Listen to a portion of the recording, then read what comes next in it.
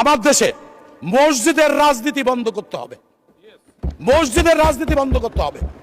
মসজিদ আল্লাহর ঘর, মসজিদে মানুষ নামাজ পড়বে, মসজিদে কোরআন শরীফ পড়বে, কিন্তু একটি রাজনৈতিক দল মসজিদে যাই রাজনীতি করে। মাননীয় স্বরাষ্ট্রমন্ত্রীকে অনুরোধ করব আইন পাশ করার জন্য, যাতে কোন মসজিদ মাদ্রাসায় রাজনৈতিক মিটিং করা যাবে না। আমরা যেমন প্রকাশ্যে ফুটবল মাঠে বা হাই স্কুলে বা কোনো হল রুমে যেমন বিএনপি বা অন্য রাজনৈতিক দলরা আমরা কর্মী সভা করি, জনসভা করি, মিটিং করি, তাদেরকেও সেই ব্যবস্থা করতে হবে। তারা মসজিদে মিটিং করতে পারবে না। আমার সাথে সবাই একমত কিনা জানি না। रुको जरा सबर करो।